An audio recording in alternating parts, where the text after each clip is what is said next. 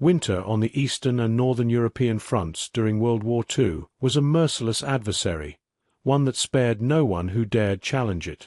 The conflict is often remembered through the roar of artillery and the crackle of gunfire, yet in these frigid landscapes, the quiet killers were just as deadly. Soldiers woke to a world where temperatures routinely plummeted below -40 degrees, where every breath condensed into a visible cloud of ice in the air, and where the simple act of moving could mean life or death. Frostbite and hypothermia were as omnipresent as enemy fire, silently creeping into exposed skin, fingers and toes, leaving men immobilized, disoriented, and sometimes dead before they could even draw their weapons. The winter campaigns of 1941 to 1942, particularly during Operation Barbarossa and the siege of Leningrad, revealed the lethal power of nature when combined with the logistical failures and unpreparedness of human forces. Soldiers wrapped in layers of clothing often found themselves inadequately protected against temperatures that could freeze water in a matter of seconds. Boots became stiff, weapons jammed, and machinery refused to obey, leaving men stranded in landscapes of ice and snow. A single frostbitten hand could render a rifle useless. A frozen tank could strand dozens in the middle of an exposed plain. While bullets and bombs tore through lines of soldiers, it was often the silent, creeping cold that stripped them of mobility and life, eroding the body in ways that were almost invisible until it was too late. Yet these frozen front lines were also arenas of remarkable human endurance. Soldiers learned to adapt, to improvise, to cling to life amid conditions that would crush ordinary resolve. Some crafted makeshift shelters out of snow and ice, while others relied on the sheer force of will to keep moving despite the pain that numbed fingers and toes. The stories of survival from these campaigns reveal a dual struggle: the battle against an enemy that was human, and the battle against an enemy that was elemental. This account aims to illuminate that hidden side of World War II, one in which the cold was as potent as any army. Understanding the mechanics of frostbite, hypothermia, and equipment failure is essential, but equally important is capturing the human experience, the terror, the ingenuity, and the endurance required to survive when the battlefield itself became a predator. From these frozen landscapes, lessons emerge about the fragility of the human body, the limits of preparation, and the extraordinary resilience that soldiers displayed in the face of death delivered not by gunfire, but by the quiet, unyielding cold. As the reader begins to grasp the silent, lethal presence of cold on the front lines, it becomes necessary to understand the geography that magnified its cruelty. The Eastern Front, stretching from the icy forests of Belarus to the snow-covered plains of Russia, presented an expanse of unforgiving terrain where winter was not merely a season but an omnipresent force shaping every decision. In these regions, temperatures routinely dipped to -30 degrees or -40 degrees, and the sudden blizzards could arrive without warning, erasing visibility and burying equipment under thick layers of snow. Rivers froze solid, altering natural barriers and forcing soldiers to adapt quickly, while the endless forests provided both cover and deadly traps, as deep snow slowed movement and obscured ambushes. The vastness of the terrain often meant that a unit could be completely cut off from reinforcements or supplies for days, sometimes weeks, a fact that commanders had to contend with when planning offensives or retreats. Farther north, the Lapland front, spanning the northernmost reaches of Finland and Norway, posed a different, yet equally deadly challenge.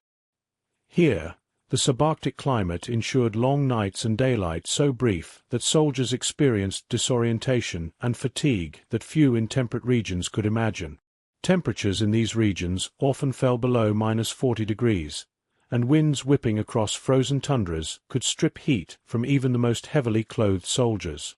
Snowstorms were frequent and sudden, transforming familiar landscapes into vast, featureless expanses where navigation became nearly impossible.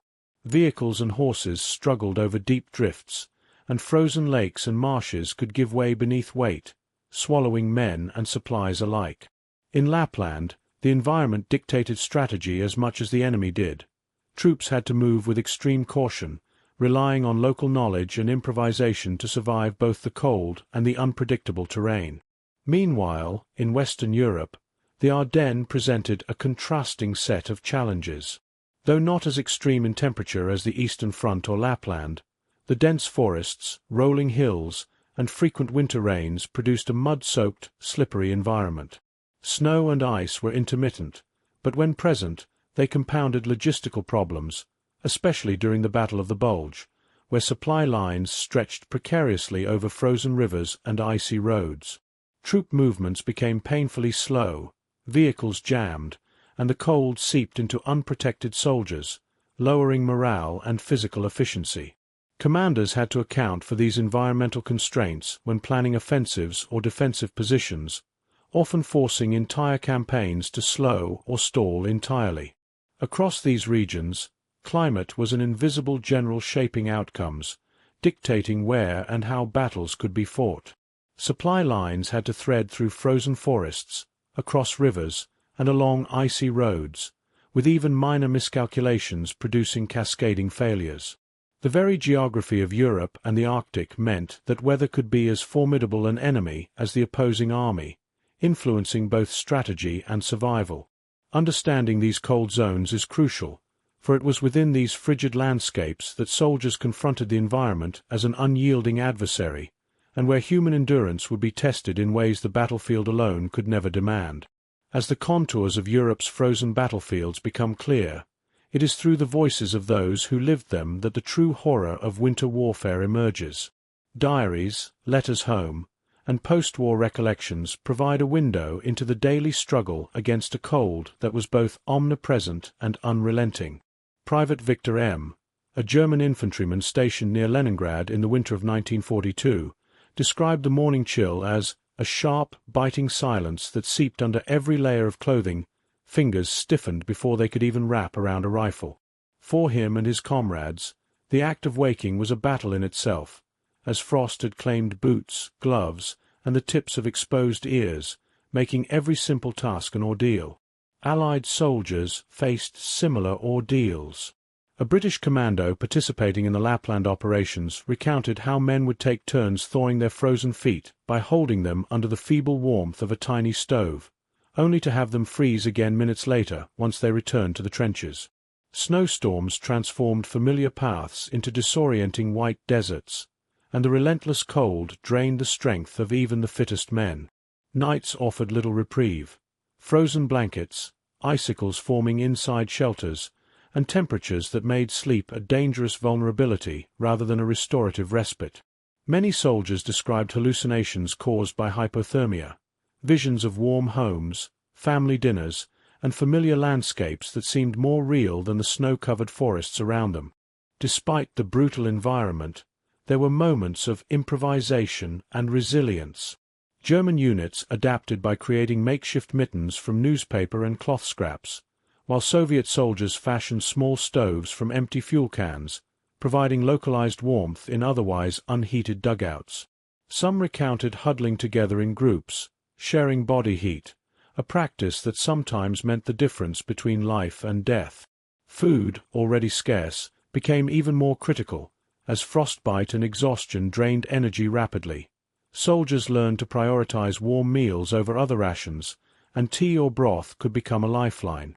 These accounts illustrate not only suffering but the ingenuity that emerged in response to an environment designed to cripple human endurance. The psychological toll was profound. Letters from the Eastern Front show that soldiers often feared the cold as much as the enemy, knowing that a misstep, a moment of inattention, or exposure during a patrol could be fatal. In Lapland, some soldiers described the haunting quiet of the tundra, a silence so complete that the crackle of ice underfoot sounded like gunfire, and snow-laden trees could hide both comrades and predators alike. Even high-ranking officers were not immune. Frostbite and exhaustion claimed men indiscriminately, challenging the assumption that experience alone could guarantee survival. Experiences on the Western Front echoed similar themes, though the challenges were more often logistical than elemental. During the Ardennes offensive, soldiers wrote of frozen rivers, ice-covered vehicles, and impassable roads that forced weeks-long delays. Trench walls, wet from melted snow and rain, froze overnight into sharp, unyielding ridges, cutting hands and making routine movements excruciating. Letters home often downplayed the danger from bullets, focusing instead on the unending cold and the daily struggle to maintain basic warmth and functionality. Through these voices, it becomes clear that the frozen front was as much a crucible of human spirit as it was a battlefield. Soldiers, both Allied and Axis, shared a common enemy in the cold, and their stories reveal endurance, improvisation, and suffering in equal measure. From frozen boots to sleepless nights, from hypothermic hallucinations to ingenious survival strategies, these first-hand accounts breathe life into the abstract dangers of winter warfare, offering a visceral understanding of what it truly meant to survive when the enemy was not always visible, and sometimes invisible entirely. If the cold was the invisible predator stalking every soldier, then clothing and gear were the first and sometimes only line of defense against its relentless assault. Survival on the frozen front depended on more than courage and willpower. It demanded protection that could withstand temperatures plunging below -40 degrees, biting winds, and the constant damp of snow and ice. Early in the conflict, both Allied and Axis forces discovered that standard uniforms were woefully inadequate. Thin wool coats and basic leather boots offered little insulation, and gloves were often too flimsy to prevent frostbite in fingers pressed against weapons or sledges. The inadequacy of issued gear forced soldiers to innovate, blending whatever supplies were available with local resources and sheer ingenuity. The evolution of winter clothing during the war was gradual and reactive. The German army, caught off guard during the initial advance into Russia, quickly recognized that layered clothing and insulated boots were critical. Soldiers began improvising with sheepskin liners, wrapping extra blankets around legs and torsos, and even stuffing newspaper into gloves and boots to trap warmth. Soviet forces, familiar with harsh winters, had the advantage of pre-existing winter uniforms, but shortages often meant that troops on the front lines had to share clothing or rely on scavenged materials. Hooded sheepskin coats, fur-lined mittens, and felt boots could make the difference between life and death, yet even the best gear could fail when saturated with melting snow or iced over by sub-zero winds. Gloves and mittens emerged as crucial items, often dictating whether a soldier could operate his rifle or maintain control of equipment. Soldiers recounted layering gloves, cutting holes for fingers to manipulate triggers, or fashioning mittens from torn blankets and cloth scraps. Boots, the most abused yet essential element of winter gear, had to protect against both frostbite and trench foot, a constant threat in waterlogged, freezing terrain. When standard-issue footwear cracked or froze, men would wrap feet in straw, cloth, or even animal fur, improvisations that sometimes allowed them to march for days despite the unrelenting cold. Helmets, while designed for protection against shrapnel, were frequently lined with wool or fur to prevent heat loss from the head, a primary site of energy depletion in freezing conditions. Caps, scarves, and balaclavas became essential for soldiers exposed to wind and blizzards, and those stationed in Arctic regions often layered multiple garments beneath outer jackets, creating a cumbersome but life-saving insulation system. Every piece of clothing was part of a delicate balance.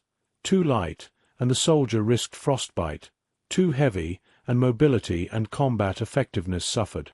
The creativity of soldiers in improvising gear highlights the constant dialogue between human endurance and environmental demand.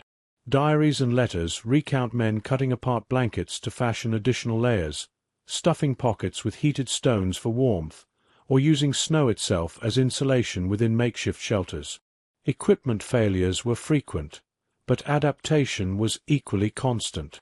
A pair of soaked boots could be dried over a small fire, gloves reinforced with extra cloth, and jackets patched to close gaps through which icy wind penetrated.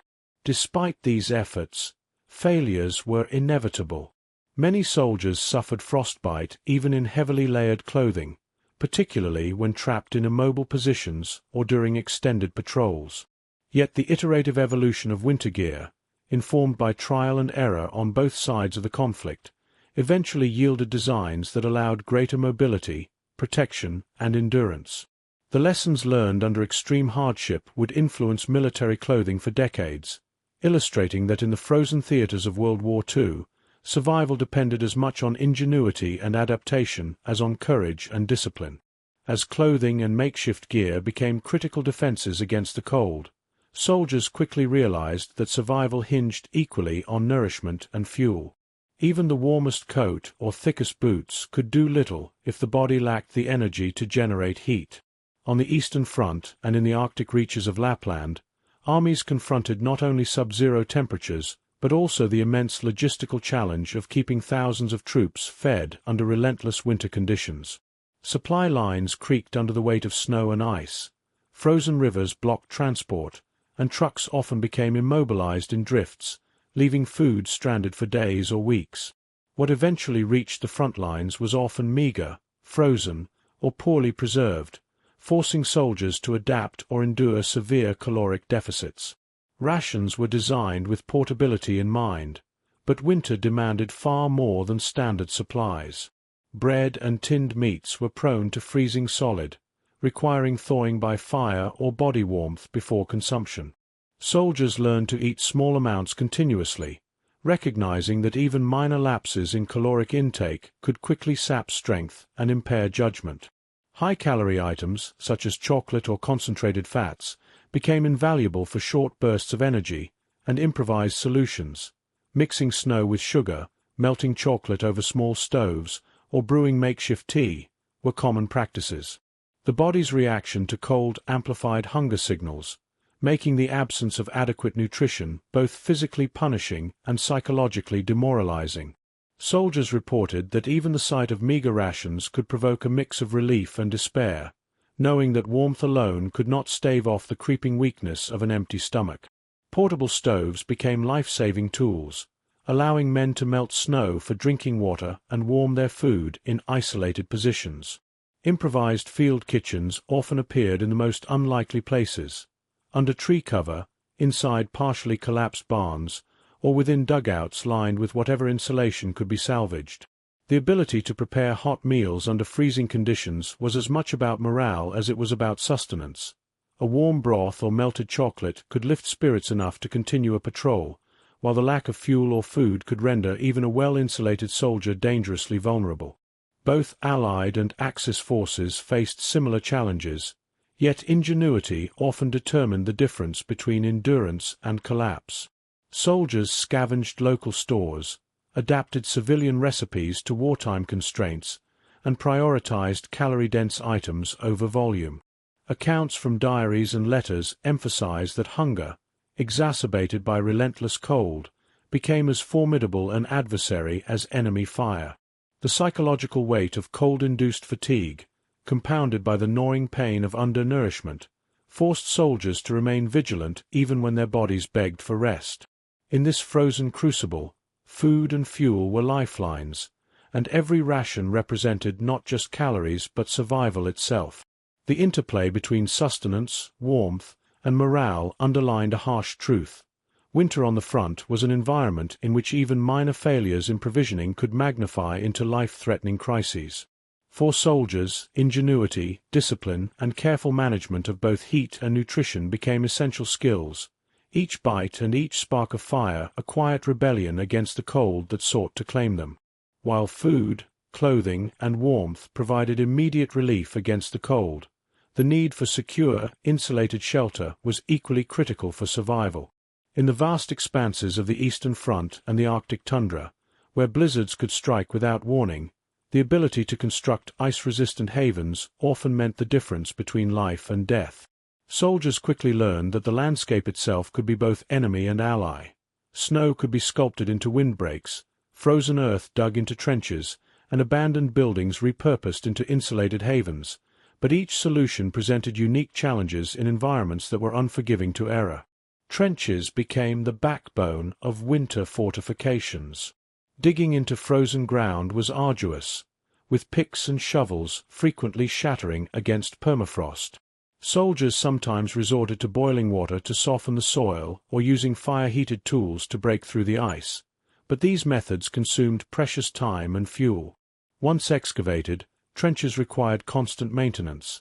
Snowdrifts could bury positions overnight, and wind scoured exposed sections, creating icy ridges that made movement painful and dangerous.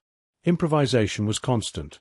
Wooden planks salvaged from nearby structures became flooring to reduce contact with frozen earth, while straw and canvas provided minimal insulation along walls and ceilings.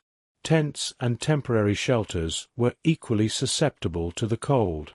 Standard military tents often failed when winds exceeded manageable thresholds or when heavy snowfall crushed supports. Soldiers countered this by doubling layers, reinforcing frames with branches or scavenged timber, and burying edges under snow to reduce drafts.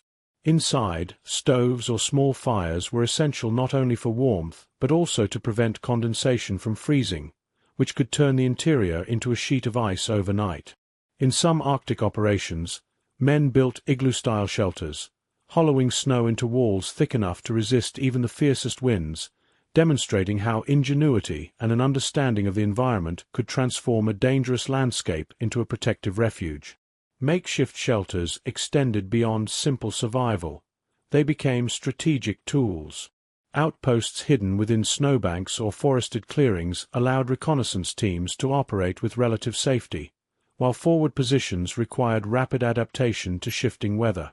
Soldiers would layer materials to block wind, construct low roofs to retain heat, and carve channels for water runoff to prevent freezing inside the shelter.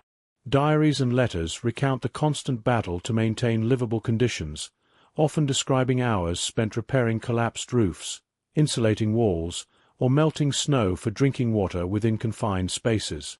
The engineering challenges were compounded by the psychological strain of confinement. Soldiers had to endure tight, dimly lit spaces, often sleeping shoulder to shoulder in sub-zero temperatures, balancing warmth against claustrophobia. Despite these hardships, well-constructed shelters provided a sense of security and stability, allowing men to recover from exhausting patrols, ration scarce calories efficiently, and maintain a measure of control over an environment that otherwise threatened to dominate them. In this frozen theater, mastery of shelter construction was a critical skill, blending practical knowledge, improvisation, and resilience into a shield against the relentless winter.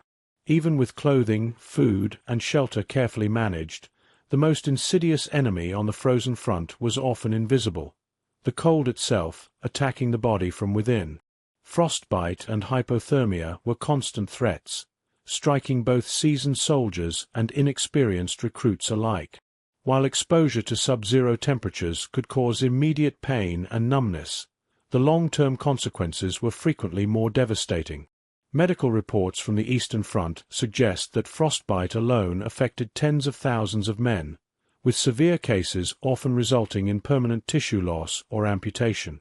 Hypothermia, meanwhile, was a silent killer, sneaking up gradually, sapping strength and consciousness until the victim could no longer move or respond.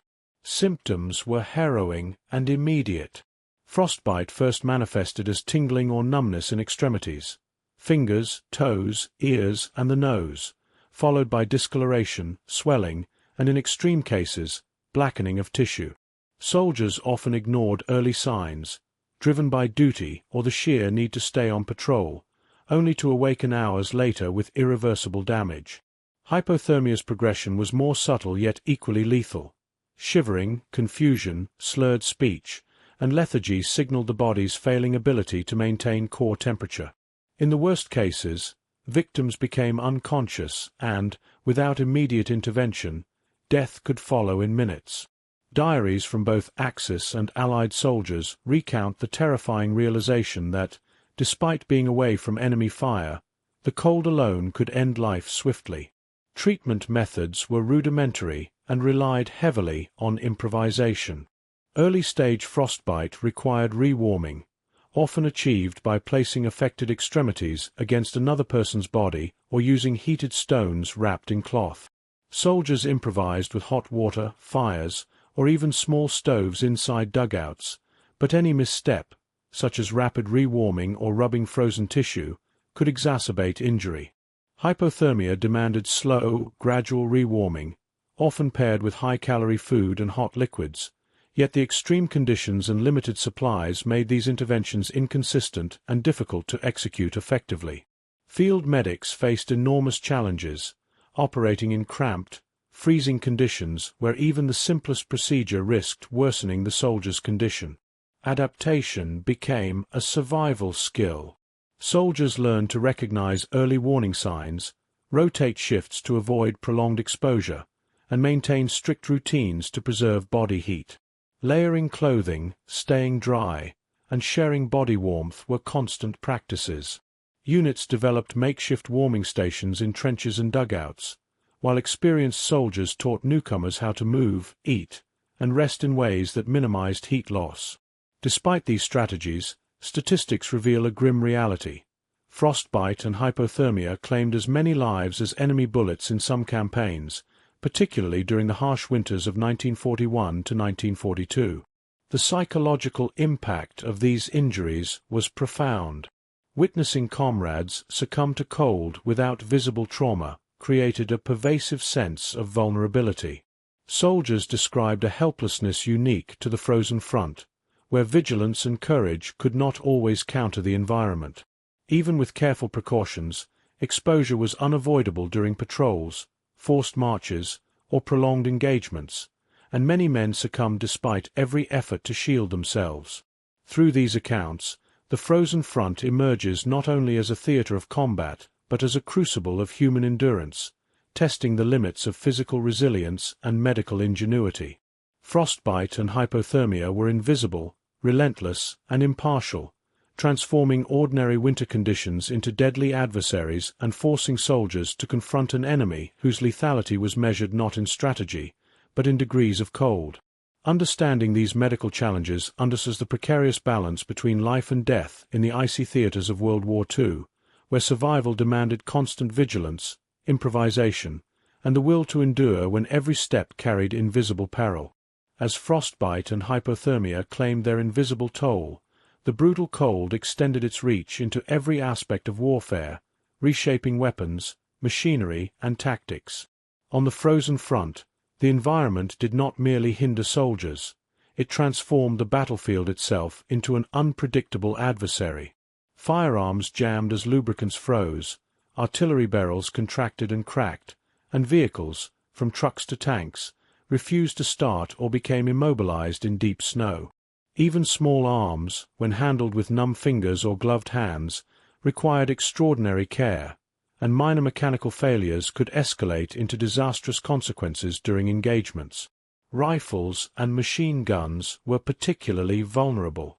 Cold caused metal components to contract and ammunition to seize, rendering some weapons inoperable until they were slowly thawed near a heat source, a dangerous task in combat conditions. Soldiers often carried spare lubricants, improvised heating methods, or simply waited for brief periods of relative warmth to operate their firearms, all while under threat of enemy attack.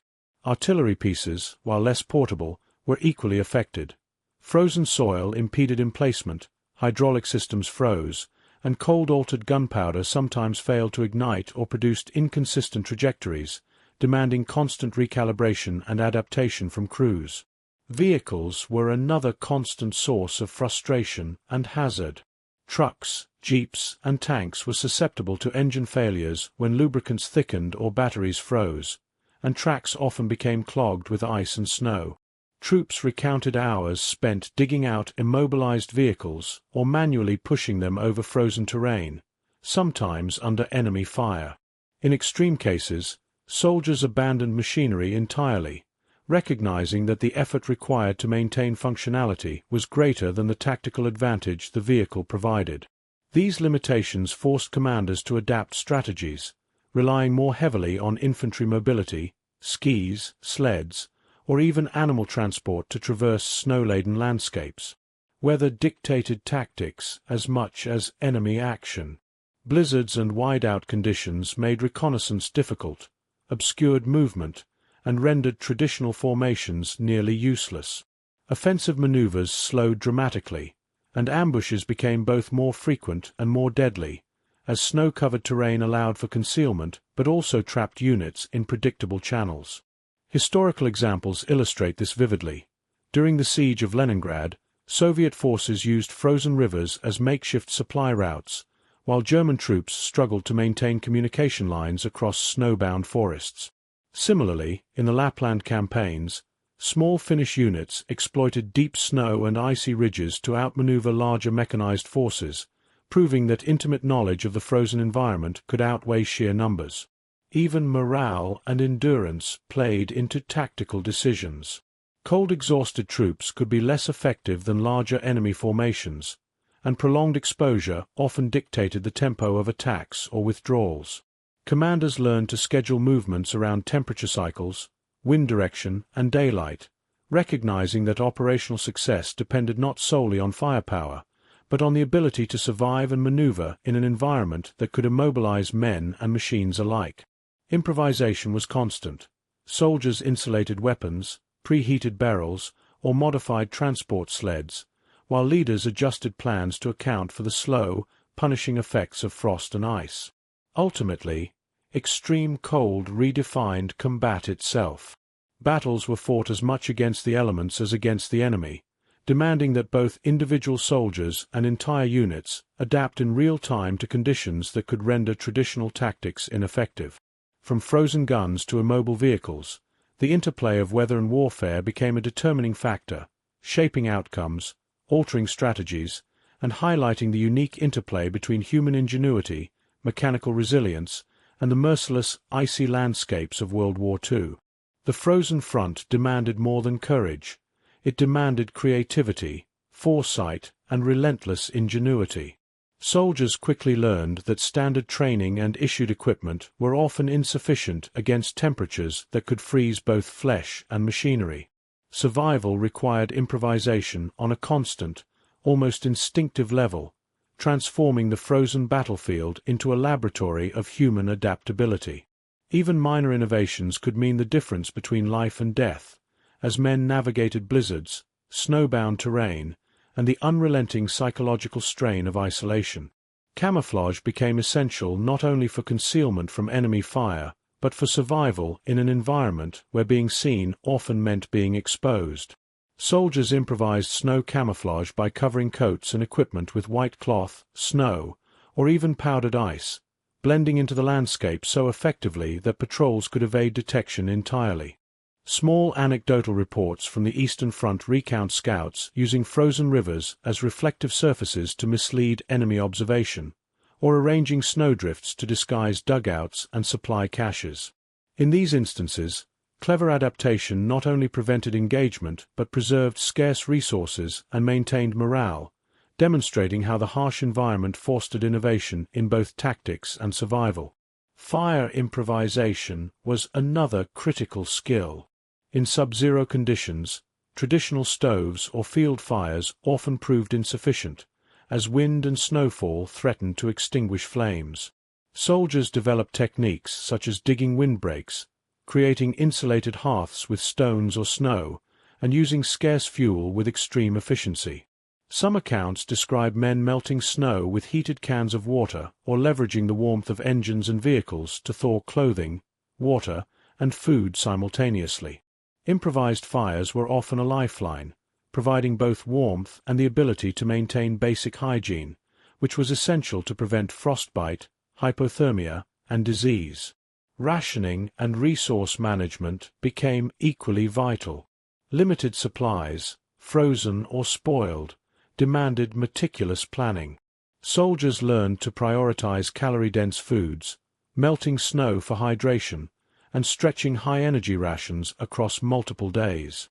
Diaries from both Axis and Allied fronts detail men pooling resources, sharing warm drinks, or rotating food to ensure that the weakest or most vulnerable could survive extreme conditions. In some cases, ingenuity meant repurposing local flora or scavenged materials, creating makeshift meals or insulation from what little the environment provided. The human stories born from these survival strategies are both harrowing and inspiring. One account from Lapland describes a group of Finnish soldiers trapped overnight by a blizzard. Using only their skis, scattered branches, and a small stove, they constructed a temporary snow shelter, insulated it with clothing, and shared body heat to survive until rescue. Similarly, German soldiers during the siege of Leningrad recounted using frozen bread as improvised foot insulation, preventing frostbite on long patrols. These moments of improvisation often relied on cooperation, quick thinking, and an intimate understanding of the environment, demonstrating the remarkable resilience of soldiers under extreme pressure.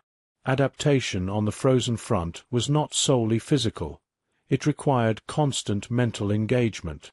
Soldiers had to anticipate weather shifts, modify routines, and improvise under duress, often making split-second decisions that affected both their survival and that of their comrades. These strategies were learned in real time, with trial and error shaping protocols that would later become standard practice in cold weather warfare. Ultimately, the frozen front revealed that ingenuity, discipline, and creative problem-solving were as crucial as weapons or armor, and that survival depended on a delicate balance of resourcefulness, endurance, and human cooperation in the harshest conditions imaginable. While clothing, food, shelter, and ingenuity helped soldiers endure the physical rigors of the frozen front, the mental strain of constant exposure proved an equally formidable adversary. Isolation, sleep deprivation, and relentless environmental stressors compounded the dangers of frostbite and hypothermia, slowly eroding morale and testing the limits of human resilience. Soldiers were often cut off from reinforcements, communication lines, and even basic social interaction for days, creating a psychological landscape as treacherous as the icy terrain itself. The monotony of endless snow, coupled with the constant threat of enemy attack, fostered a sense of vulnerability that gnawed at even the most disciplined minds. Sleep, when it came at all, offered little relief. Trenches, dugouts, and snow shelters provided minimal insulation, and the cold frequently forced soldiers to awaken multiple times throughout the night to adjust clothing, stoke fires, or tend to comrades suffering from frostbite. Exhaustion compounded the mental strain, impairing judgment and slowing reaction times, which in turn increased the risk of both injury and death. Diaries from the Eastern Front frequently mention vivid nightmares, hallucinations, and a pervasive feeling of unreality, symptoms indicative of the toll that prolonged cold exposure and sleep deprivation could exact on the human mind. Coping mechanisms were born of necessity. Soldiers relied heavily on camaraderie, forming small groups within which they could share warmth, watch for signs of frostbite or hypothermia, and provide psychological support. Simple practices, telling stories, singing songs, or sharing letters from home, became crucial morale boosters, creating pockets of mental refuge in otherwise hostile environments. Humor, even in dire circumstances, served as a buffer against despair, and improvisational rituals, such as makeshift games or competitions to keep warm, reinforced a sense of agency amid relentless adversity. The mental discipline required to endure the cold extended to routine tasks as well. Soldiers developed strict schedules for patrolling, eating, and maintaining equipment, knowing that lapses could be fatal. Ritualized behaviors, careful layering of clothing, repeated inspections of weapons, methodical preparation of food, provided structure and a sense of control over an otherwise unpredictable environment. Even minor successes, such as safely thawing frozen boots or preparing a hot meal, offered psychological reinforcement, affirming the soldier's ability to adapt and survive. Yet despite these strategies, the psychological toll remained immense.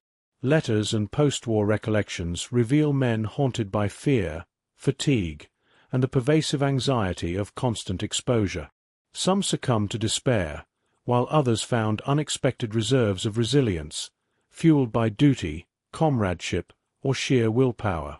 In many ways, mental survival on the frozen front was a parallel battlefield, one in which endurance, creativity, and social bonds determined whether a soldier could withstand the combined pressures of environment and war. Ultimately, the frozen front tested more than physical capability. It demanded profound mental resilience, illustrating that in extreme conditions, the human mind was as crucial a weapon as any firearm or tool, shaping outcomes as decisively as strategy or terrain. The frozen front tested more than individual endurance.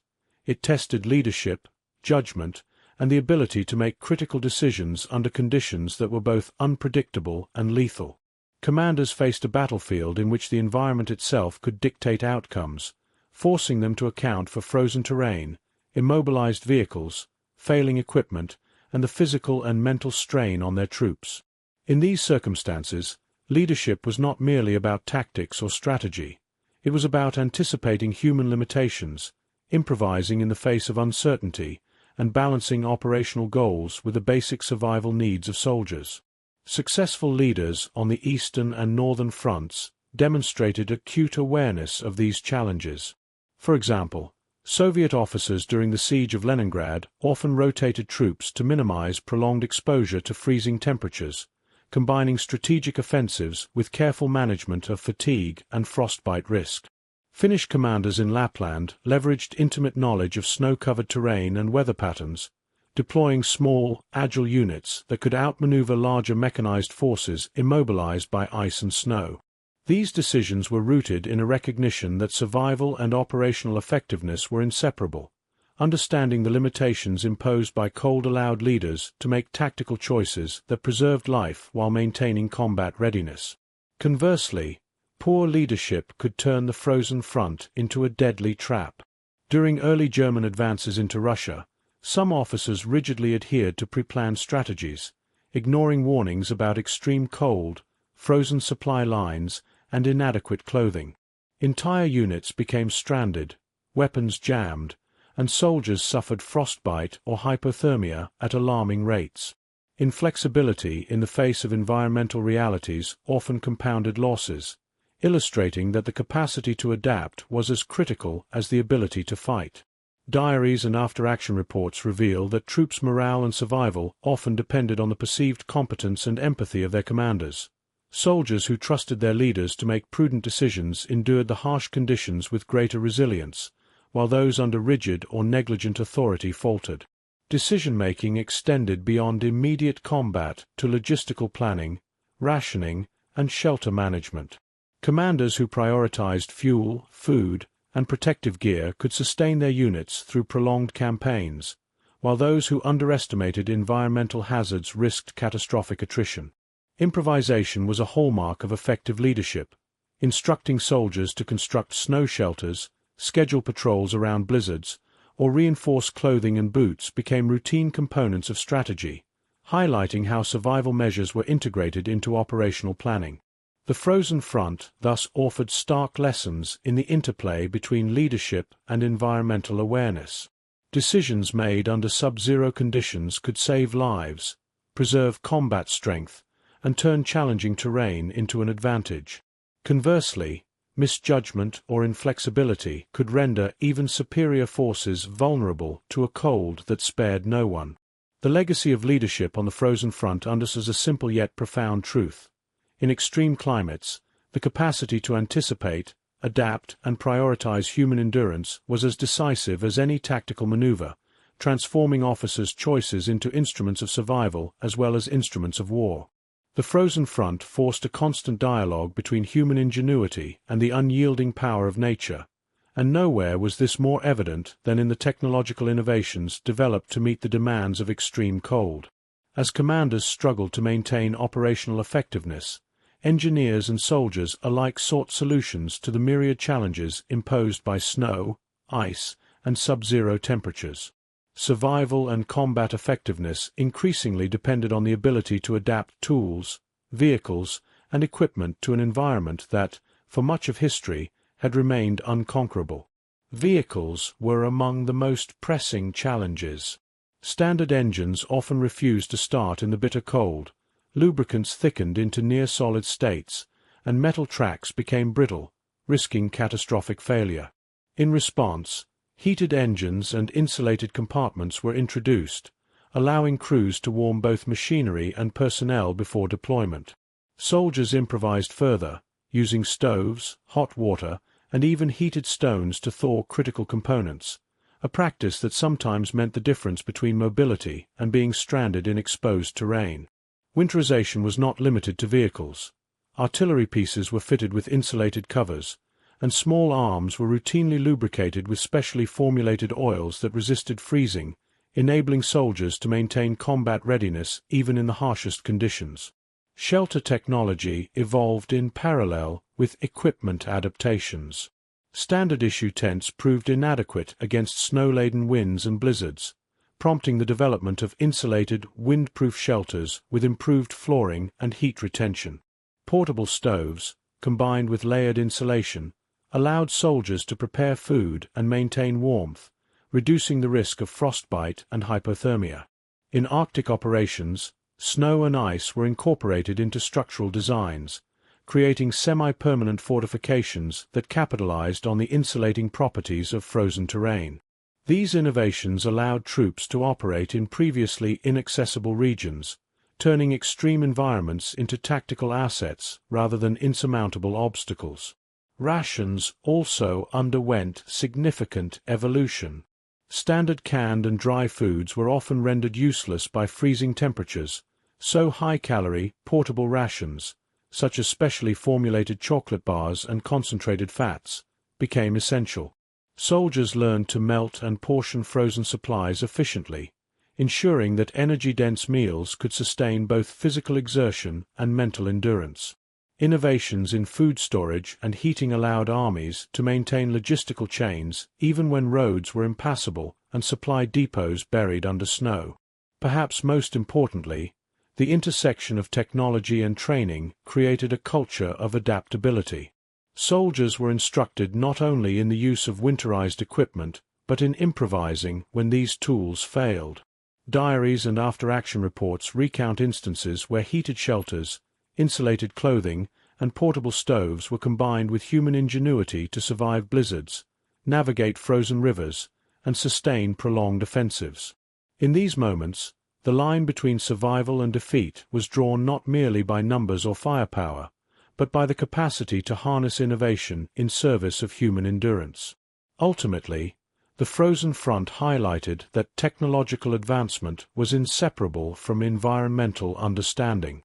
Vehicles, weapons, shelters, and rations all evolved in response to relentless cold, proving that survival and success in extreme winter warfare depended on both mechanical innovation and the skillful adaptation of those tools by the soldiers who relied on them. In this arena, technology did not simply augment human capability.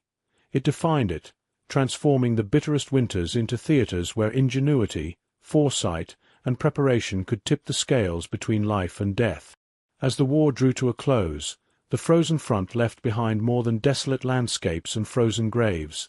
It bequeathed invaluable lessons that would shape military doctrine, training, and technology for generations. The experiences of soldiers enduring sub-zero temperatures demonstrated that human resilience, ingenuity, and preparation were as decisive as strategy and firepower. Modern armies studied these campaigns meticulously, recognizing that victory in cold climates required more than sheer numbers or superior weapons. It demanded specialized training, equipment designed for extreme conditions, and an intimate understanding of environmental hazards. Winter warfare tactics evolved directly from these lessons. Troops were trained to anticipate rapid weather shifts, manage personal and unit resources efficiently, and construct shelters that balanced warmth, concealment, and mobility. Techniques once improvised on the frozen front, snow camouflage, insulated trenches, and rationing strategies, were codified into doctrine, ensuring that future soldiers would benefit from the hard-earned knowledge of those who had survived the Eastern Front, Lapland, and the Ardennes. High-calorie rations, portable heating devices, and layered winter clothing became standard issue, reflecting an understanding that even minor oversights in equipment or nourishment could prove fatal in extreme conditions. The legacy extended beyond tools and tactics. The courage, creativity, and endurance displayed by soldiers under unimaginable stress created an enduring respect for human adaptability. Accounts of shared warmth, improvisation, and acts of selflessness amidst blizzards and freezing nights inspired both contemporaries and future generations. Military historians and strategists frequently cite the frozen front as a crucible in which leadership, ingenuity, and morale were tested under the harshest conceivable circumstances, shaping perceptions of what it truly means to survive and operate effectively in extreme environments. Even today, the lessons of the frozen front inform Arctic and mountain warfare training, cold weather logistics, and emergency preparedness. The meticulous planning of supply lines, the development of insulated equipment, and the emphasis on psychological resilience all trace their origins to the struggles and innovations of soldiers confronting frostbite, hypothermia, and immobilized machinery. Above all, the frozen front stands as a testament to human endurance, illustrating that in the harshest theaters of war, survival is a combination of preparation, ingenuity, and the unwavering will to endure. The legacy of those campaigns endures not only in manuals and technologies, but in the respect and admiration afforded to the men and women who confronted one of nature's most formidable adversaries and survived.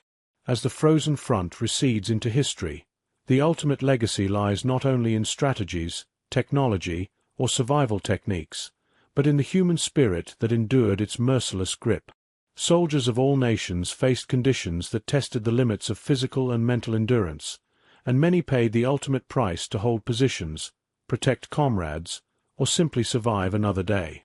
The frozen front became a silent witness to sacrifice, resilience, and the quiet heroism of men and women whose struggles were often overshadowed by larger narratives of battles and campaigns.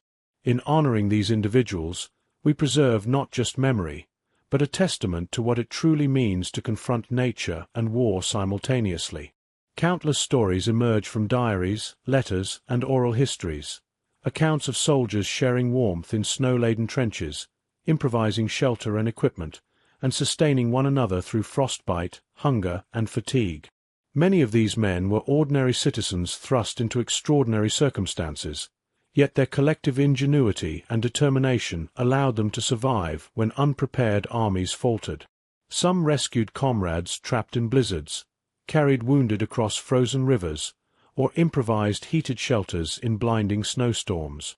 Their courage often went unnoticed at the time, but each act of endurance and compassion created ripples that preserved life, morale, and hope amid the relentless cold.